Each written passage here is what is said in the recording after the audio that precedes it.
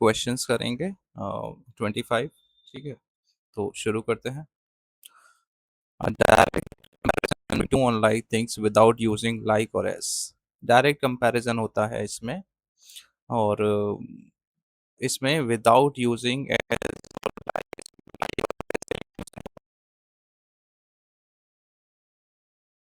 है ना। और जिसमें नहीं होता उसे हम मेटाफर कहते हैं। इसमें डायरेक्ट कंपैरिजन होता है। ठीक है, सो देखते हैं। Metaphor is the answer.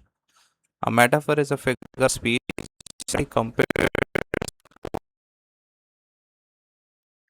that one thing is another। एक चीज दूसरी हो, इस तरह से कंपेयर किया जाता है। इसमें simile does not use the word like और एज। इसमें एज और लाइक का यूज नहीं होता। Metaphor make writing more vivid, imaginative and expressive. जैसे time is a thief, time को ही थीफ बता दिया। हम ये नहीं करेंगे time is like a thief, no, time is thief. ये हो गया metaphor.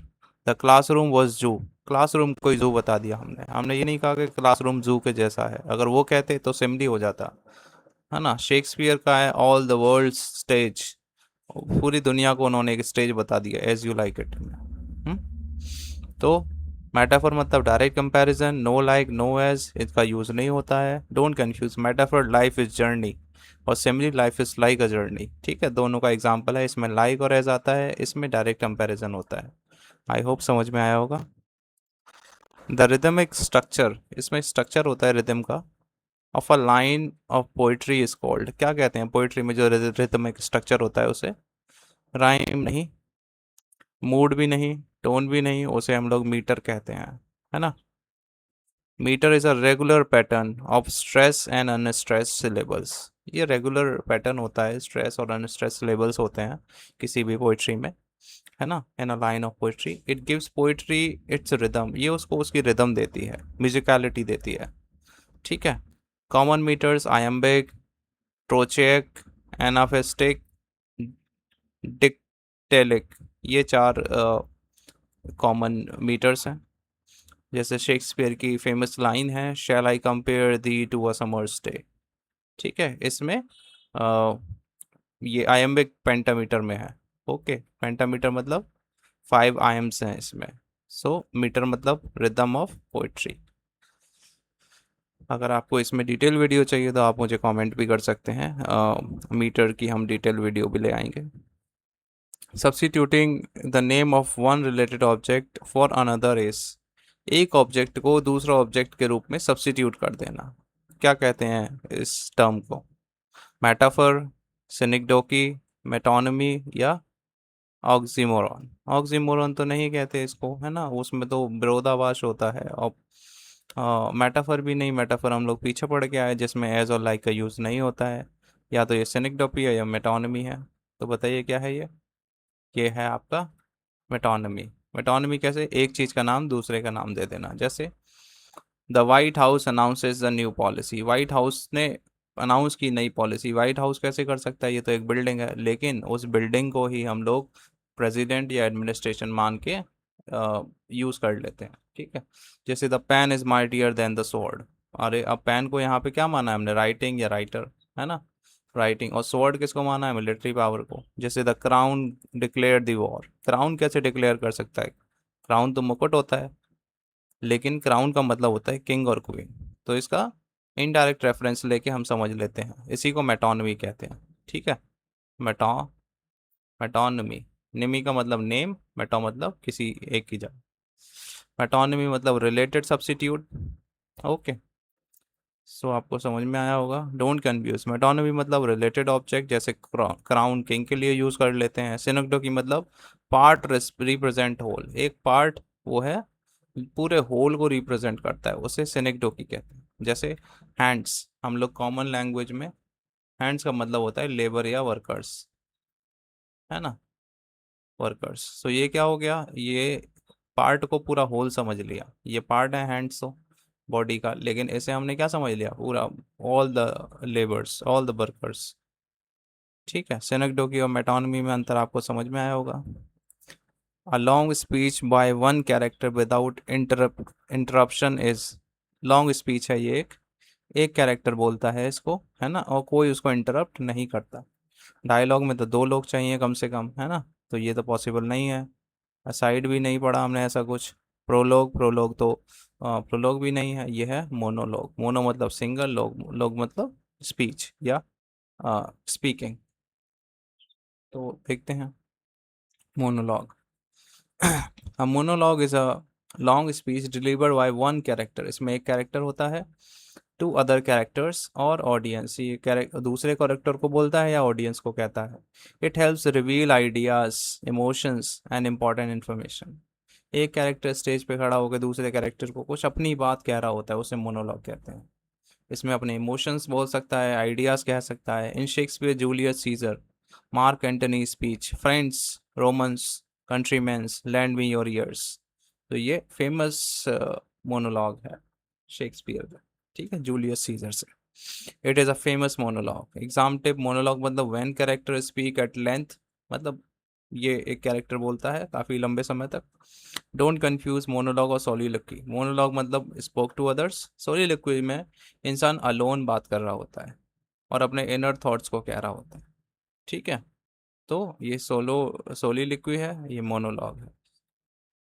The emotional atmosphere of a literary work is called. Emotional atmosphere एक लिटरेरी वर्क में उसका क्या कहते हैं हम लोग? टोन, सॉरी, मूड, प्लॉट या डिक्शन। डिक्शन मतलब तो choose of selection of words होता है, प्लॉट होगा नहीं, है ना। मूड या टोन हो सकता है। तो इमोशनल है तो ये क्या हो सकता है? टोन तो नरेटर की होती है, तो ये हो गया मूड। मूड, ठीक है, mood is the right answer. Mood is the emotional feeling. Mood क्या है? इमोशनल फीलिंग है। आपका भी तो मूड होता है, आज मेरा मूड नहीं है ये करने का, आज मेरा मूड है ये काम करने का, तो वो फीलिंग्स होती है हमारी। और atmosphere that a literary work creates in the reader. Writer create mood through setting. Writer create करता है मूड को थ्रू सेटिंग, इमेजरी, डिक्शंस और डिस्क्रिप्शन। जैसे अ haunted house with dark clouds create a mysterious mood, है ना। अगर कोई हॉन्टेड हाउस आप देख लेंगे तो आपको कुछ फियर, हॉरर या मिस्टीरियस सा चीज़ें समझ में आएंगी। A sunny beach with children playing creates a joyful mood, है ना। जब आप कोई खुशनुमा जगह देखते हैं, बीच देखते हैं, बच्चे खेल रहे होते हैं, तो आपको भी प्रसन्नता होती है। तो टिप देखिए, इसमें मूड का मतलब रीडर की फीलिंग और टोन का मतलब राइटर का एटीट्यूड, राइटर क्या कहना चाह रहा है। अब मूड मतलब रीडर पढ़ के जो अपना emotions. Recurring idea, image, image और symbol that develop a theme. ये रिकरिंग आइडिया होता है ना। इमेज या सिंबल होता है, और ये थीम को डेवलप करता है। मोटिव, सिंबल, आर्केटाइप या मेटाफोर। मेटाफोर नहीं है ये, आर्केटाइप भी नहीं है, ये पीछे पढ़ा था हमने। सिंबल या मोटिव, उनमें से एक है, बताइए। तो इसे हम मोटिव कहते हैं। A motive is a recurring image, word, phrase, object, or idea that appears repeatedly throughout a literary work and help reinforce its central theme। जैसे इन Macbeth reference of blood appears repeatedly. हमने देखा है कि Macbeth में blood कई बार आता है, कई बार उसका मेंशन है। And symbolizes guilt and violence. ये गिल्ट को और सिंबल वायलेंट और गिल्ट को सिंबलाइज करता है ना। So, in The Great Gatsby, the green light functions as a recurring motive representing hope or dreams। The Great Gatsby में green lights जो हैं वो hope और dreams को represent करती हैं। तो motive मतलब represented element, ठीक है, तो याद रखेंगे motive। The voice that calls the story is the, जो वॉइस है स्टोरी में उसे क्या कहते हैं? नरेटर कहते हैं हम लोग, है ना। नरेटर मतलब जो प्रोटैगनिस्ट तो हीरो होता है, ऑथर भी नहीं, जो राइटर होता है। एंटागनिस्ट विलन होता है, तो narrator is the right answer. Narrator, the narrator is a voice that tells the story. Narrator में भी फर्स्ट पर्सन हो सकता है यानी आई, थर्ड पर्सन लिमिटेड हो सकता है, थर्ड पर्सन ओमनिशिएंट भी हो सकता है ना, और सेकंड पर्सन तो यू होता ही है। The narrator is not always the author. Example: The Great Gatsby, Nick Carraway is the narrator। Okay, ये थर्ड पर्सन है। नरेटर मतलब स्टोरी टेलर, जो भी स्टोरी बता रहा होता है आपके टेक्स्ट बुक में, उसे नरेटर कहते हैं, है ना। A formal poem praising a person or thing is an formal है ये, फॉर्मल पोम। पोम का मतलब एलिजी तो डेथ पे होती है, सोनेट 14 लाइन्स की होती है, लैम्ब्रिक भी नहीं है। ये है ओड, फॉर्मल होती है, ये प्रेज करने के लिए यूज की जाती है। Ode is a lyrical poem that expresses admiration, praise, or deep respect for a person, object, event, or ideas. Odes are usually serious in tone. Serious होती हैं बहुत ज़्यादा, praise के लिए यूज होती हैं, जैसे जॉन कीट्स की Ode to a Nightingale, Ode to Gratian, Ode to Autumn। ये क्या है? ओड्स हैं। ओड मतलब पोम ऑफ प्रेज, प्रेज के लिए, किसी की बहादुरी के लिए या किसी के सम्मान में ये लिखी जाती हैं। और एलिजी हो जो होती है वो मॉर्निंग या डेथ पे लिखी जाती है, किसी के मरने पर या किसी की दुख जताने पर, है ना, उस पे लिखी जाती है। A word that imitates a natural sound is called, imitate करता है, इमिटेट मतलब होता है कॉपी करना। कॉपी किसको? नेचुरल साउंड को, नेचर को कॉपी करता है तो एलिट्रेशन नहीं, इसमें तो रिपीटिशन होता है सेम साउंड का। असोनेंस नहीं, इसमें रिपीटिशन होता है आपके वाउल साउंड का, है ना। और कॉन्सोनेंस नहीं, इसमें कॉन्सोनेंट साउंड का नियर बाय रिपीटिशन होता है साउंड्स का, ठीक है। और ये क्या हो गया? ओनोमोटोपोइया, यही होता है इसमें, ओनोमोटोपिया, यही होता है। ये क्या है? Onomatopoeia is a use of word whose sound imitate the actual sound they describe, जैसे बज, ये सेम साउंड को डिस्क्राइब करने के लिए यूज होता है, जैसे बीज का बज, बैंग, स्पैश, वाटर में स्पैश, मियो काउ, है ना, कैट, टिकटो, हिस, स्नेक का। तो ये क्या है? The bee buzzed around the flowers, तो ये बी के लिए क्या यूज किया? बज्ड। तो ये क्या है? साउंड इमिटेटिंग वर्ड्स को ओनोमोटोपिया कहते हैं। A combination of contradictory words framing a paradox, contradictory words होते हैं और ये एक पैराडॉक्स को फ्रेम कर देते हैं, तो इसको क्या कहते हैं? लेटोटस नहीं, एपिग्राम भी नहीं पढ़ा था हमने, इसको कहते हैं ऑक्सीमोरन, है ना, विरोधाभास। An oxymoron is figure of speech in which two contradictory or opposite ideas are placed together. दो opposite ideas को एक साथ रखा जाता है एक ही sentence में to create a striking effect. Unlike a paradox, an oxymoron is usually two-word expression. जैसे deafening silence, deafening मतलब, है ना, बहुत तेज आवाज में, और साइलेंस मतलब बिल्कुल शांत, तो ऑपोजिट आइडिया होगा ना, एक दूसरे के विपरीत। बिटर स्वीट, बिटर मतलब बहुत ज्यादा कड़वा, और स्वीट मतलब मीठा। लिविंग डैड, जीवित मृत्यु। Open secret, sweet sorrow. तो ये सब क्या है? ये है ऑक्सीमोरन के example. Oxymoron opposite word together आते हैं इसमें एक साथ, टू ऑपोजिट वर्ड, जैसे डेफनिंग साइलेंस। पैराडॉक्स क्या होता है? पैराडॉक्स होता है a complete sentence that appear contradictory but reveals a truth, ये ट्रुथ को रिवील करता है। ओके, जैसे लेस इज मोर, उसमें तो एक ही साथ आ गए सारे वर्ड, देखो बराबर बराबर है, इसमें बीच में वर्ड आ गया एक, तो ये, और ये ट्रुथ को रिवील करते हैं, इनके साथ ऐसा नहीं है, ठीक है। क्वेश्चन नंबर 41, आपको समझ आ रहा हो तो शेयर कीजिए, सब्सक्राइब भी कीजिए, ठीक है, लाइक कीजिए। A short story designed to teach a moral lesson is a short story, जो मोरल लेसन सिखाने के लिए डिजाइन की जाती है उसे क्या कहते हैं? अच्छा, फेबल तो एनिमल की स्टोरीज होती हैं, मोरल सिखाती हैं ये भी, लेकिन ये एनिमल से रिलेटेड होती हैं, ठीक है। सटायर नहीं, सटायर तो किसी भी व्यंग या क्रिटिसाइज करने के लिए लिखा जाता है। एलिगरी, एलिगरी में इनडायरेक्ट रेफरेंस होता है, ठीक है, जैसे एनिमल फार्म। पैराबल, हाँ, इसको पैराबल कहते हैं। Parable is a short, simple story that teaches a moral, ethical, or spiritual lesson. Unlike a fable, fable के जैसा, the characters in a parables are usually human being. इसमें characters जो हैं वो human beings होते हैं, not animals. Animals किस में होते हैं? तो वो होते हैं आपके fables में। Parable are commonly found in religious texts, especially in Bible. ये बाइबल में जो होती हैं कहानियाँ इंसानों की, एथिकल कहानियाँ, मोरल कहानियाँ, उनको हम लोग पैराबल कह देते हैं। The parable of a good Samaritan, ये क्या है? Teaches the lesson of kindness comparison and toward others. Another example, the parable of the prodigal sun which teaches forgiveness. ये बाइबल से ली गई कुछ कहानियां हैं, जो कहानियां मतलब इनको पैरेबल कह देते हैं, ठीक है, क्योंकि ये हमें मोरल लेसन सिखाती हैं। पैरेबल ह्यूमन कैरेक्टर होते हैं और मोरल लेसन सिखाती हैं। और फेबल क्या होती हैं? इसमें एनिमल कैरेक्टर आ जाते हैं, जैसे एसोप्स फेबल, बहुत पुरानी और बहुत फेमस है एसोप्स फेबल, ठीक है। अगर आपने पढ़ी है तो कमेंट में बताइए। A statement that seems contradictory but reveals a truth, अभी पीछे ही पढ़ के आए थे। एक कॉन्ट्राडिक्टरी स्टेटमेंट होता है लेकिन ये ट्रुथ बताता है, तो इसे हम लोग क्या कहते हैं? लिटिटोस नहीं, एंटीथेसिस नहीं, पैराडॉक्स। ऑक्सीमोरन तो हम पीछे पढ़ लिए, इसको पैराडॉक्स कहते हैं, इसको पैराडॉक्स कहते हैं।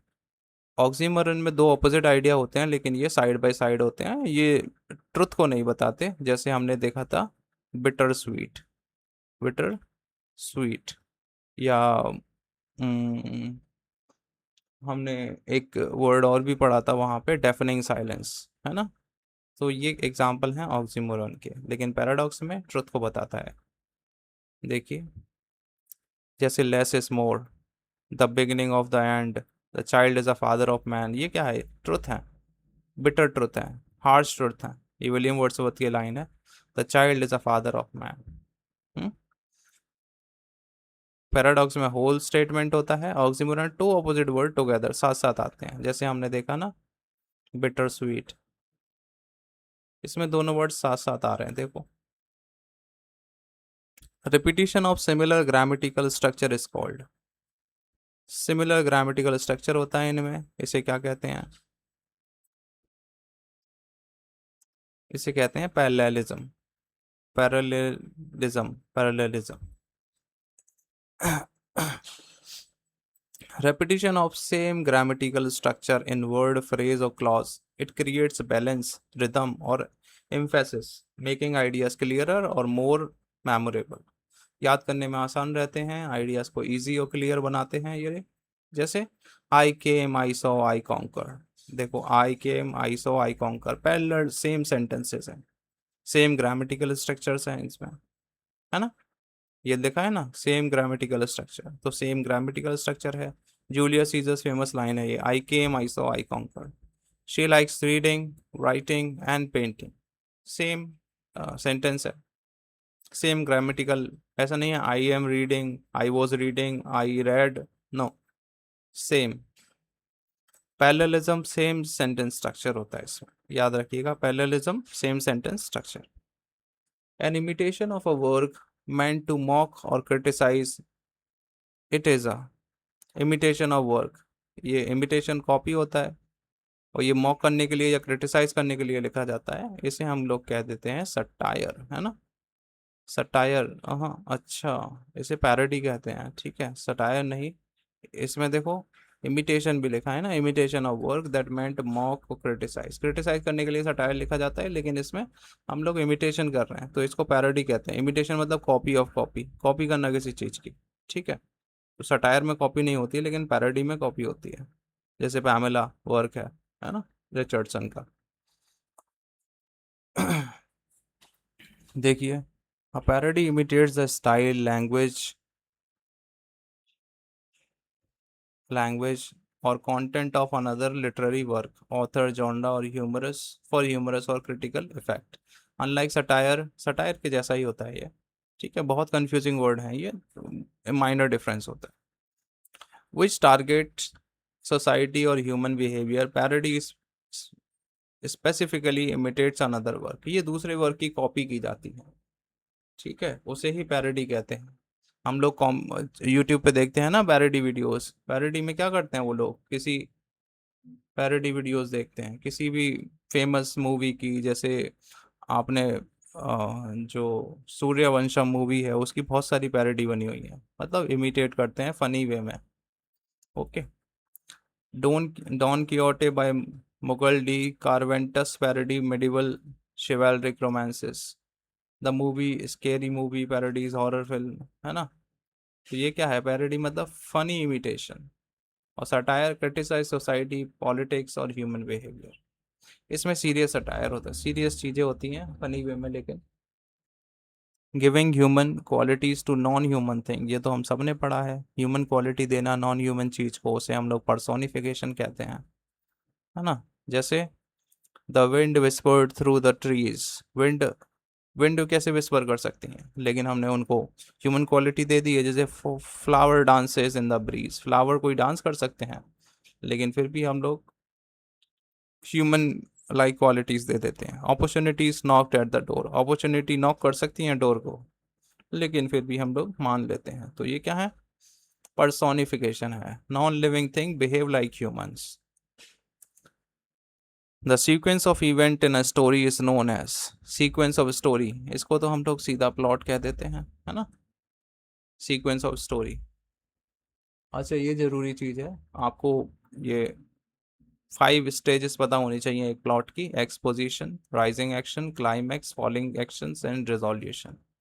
ठीक है, exposition, rising action, climax, climax, falling action and resolution, last में सोल्यूशन हो जाता है, इसे को सोल्यूशन कहते हैं, है ना। और क्लाइमैक्स मतलब पेनेकल, जब चीज़ें पीक पर होती हैं मूवी में, उसको क्लाइमैक्स कह देते हैं। फॉलिंग एक्शन, उसके बाद चीज़ें फिर ठीक होने लगती हैं। तो एक्सपोजिशन क्या होता है, ये सारी चीज़ें यहाँ दी हैं। Cinderella lives happy, Cinderella lives with her family, her step family, ठीक है। Exposition, rising action, she attends the royal ball, ball मतलब होता है एक डांस होता है, उसे कहते हैं। Climax, the princess searches for the owner of the glass slipper. और उसके बाद following action, Cinderella is found, resolution, they marry happily, खत्म हो जाती है कहानी। ये एक कहानी का पूरा प्लॉट होता है, plot sequence of event. The perspective from which a story is told, उसे क्या कहते हैं, पर्सपेक्टिव। पर्सपेक्टिव को, पर्सपेक्टिव का मतलब होता है पॉइंट ऑफ व्यू, ठीक है, तो इसे पॉइंट ऑफ व्यू कह देते हैं। Point of view refers to the perspective from which a story is narrated. It determines how much information the reader receives. First person, I, me, my. Second person, you. Third person, limited focus on one character thought. Third person knows everyone's thought. Example, The Adventure of Huckleberry Finn, first person narrative. Pride and Prejudice, third person omniscient. Point of view मतलब who tells the story. The repeated use of conjunctions in a series is, repeated use of conjunctions, conjunctions को repeatedly use करना क्या कहते हैं उसे, parallelism नहीं, इसमें तो दो सेम सेंटेंस स्ट्रक्चर को साथ रखा जाता है। एनाफोरा, एसिंडोन, पॉली, पॉलीसिंडन, यही कहते हैं, पॉलीसिंडेंटन। तो इसमें क्या होता है, जैसे देखिए, इसमें एक से ज़्यादा कंजंक्शंस होते हैं। Example, we loved and sang and dance and celebrate, इसमें एंड ग्रामेटिकली ये इनकरेक्ट है, लेकिन ये रिदम देने के लिए या इसमें एम्फेसिस देने के लिए यूज़ किए जाते हैं, ठीक है।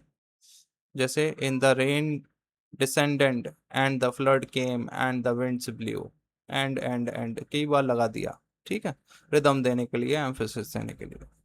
A play on words based on similar sound is called, एक प्ले है, सॉरी, प्ले ऑन वर्ड है, यानी शब्दों के साथ खेलना, ऑफ सिमिलर वर्ड्स, इसे क्या कहते हैं हम लोग, इसे हम लोग पन कहते हैं, ठीक है। जैसे pun is a figure of speech that exploits the multiple meaning of a word or words with similar sound to create humor or wit, है ना, ये ह्यूमर क्रिएट करता है और विट क्रिएट करता है। Pun are common in Shakespeare's play, Shakespeare बहुत use करते थे इनका, an English comedy. Time flies like an arrow, fruit flies like a banana, देखो है ना, ह्यूमरस, शेक्सपियर के रोमियो एंड जूलियट से है।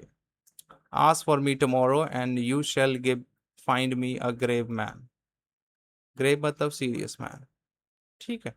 सो वर्ड, पन का मतलब होता है वर्ड प्ले, शब्दों के साथ खेलना, ठीक है। लास्ट क्वेश्चन आज का हम लोग कर रहे हैं, the final outcome that resolves conflict in a story, final resolution. उसे तो रेजोल्यूशन कहते हैं। सोल्यूशन की बात हो रही है किसी भी कहानी में। हमने देखा था ना, प्लॉट, प्लॉट में मेन इवेंट होते हैं, है ना, उनमें से रेजोल्यूशन लास्ट वाला है। ठीक है।